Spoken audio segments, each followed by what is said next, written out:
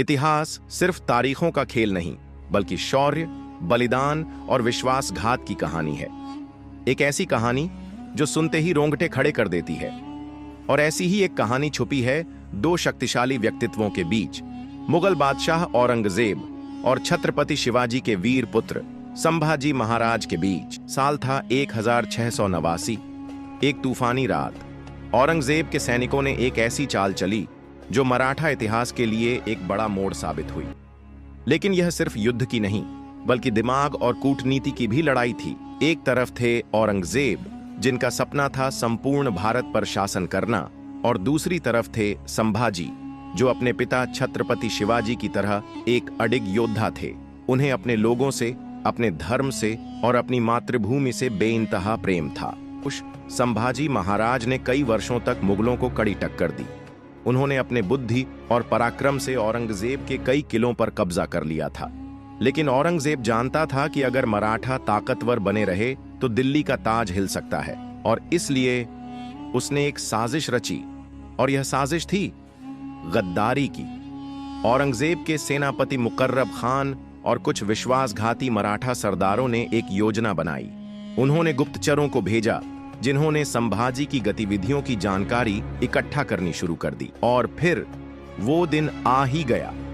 11 फरवरी 1689 संभाजी महाराज अपने मित्र कवि कलश के साथ संगमेश्वर के घने जंगलों में थे। उन्होंने सोचा भी नहीं था कि इस जंगल में मौत उनकी ताक में बैठी होगी। जैसे ही वे अपनी सेना से दूर हुए, औरंगजेब के सेनापति ने उन पर अचानक धावा बोल दिया। संभाजी और उनके सैनिकों ने पूरी ताकत से लड़ाई लड़ी, लेकिन विश्वासघात के कारण उन्हें पकड़ लिया गया। पूरे राज्य में खबर फैल गई, छत्रपति संभाजी महाराज मुगलों की कैद में हैं। अब औरंगजेब के पास एक मौका था। वह चाहता था कि संभाजी अपना धर्म छोड़ दें, झुक जाएं और मुगलिया सल्तनत के सामने घुटने टेक दें। लेकिन क्या संभाजी महाराज ऐसा कर सकते थे? नहीं, बिल्कुल नहीं। संभाजी महाराज किसी भी कीमत पर मुगलों के सामने झुकने के लिए तैयार नहीं थे। उन्होंने औरंगजेब की हर शर्त को ठुकरा दिया। गुस्से में पागल औरंगजेब ने संभाजी महाराज को सबसे भयानक सजा देने का आदेश दिया। उन्हें भीषण यातनाएं दी गईं। उनके शरीर को बुरी तरह से क्षति पहुंचाई गई।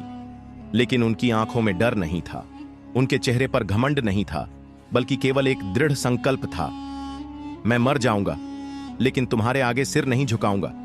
21 दिन तक उन्हें भयानक यातनाएं दी गईं, और अंत में 11 मार्च 1689 को औरंगजेब ने उन्हें मौत की सजा दे दी। लेकिन मरते वक्त भी संभाजी महाराज ने एक बात कह दी, जो इतिहास में अमर हो गई। मेरा शरीर छिन्न भिन्न हो सकता है, लेकिन मराठों की आत्मा को कोई नहीं हरा सकता। वीर रस से भरा संगीत। संभाजी महाराज की शहादत मराठों के लिए एक नई क्रांति बन गई। उनकी मौत के बाद मराठों ने औरंगजेब को चैन से नहीं बैठने दिया। अगले सालों में मराठों ने मुगलों को पूरी तरह से परास्त कर दिया। औरंगजेब ने मराठों को हराने के लिए अपनी पूरी जिंदगी लगा दी, लेकिन अंत में हार उसकी ही हुई। यह कहानी सिर्फ एक राजा की नहीं, बल्कि एक सच्चे योद्धा, एक धर्मवीर, एक सच्चे राष्ट्रभक्त की है।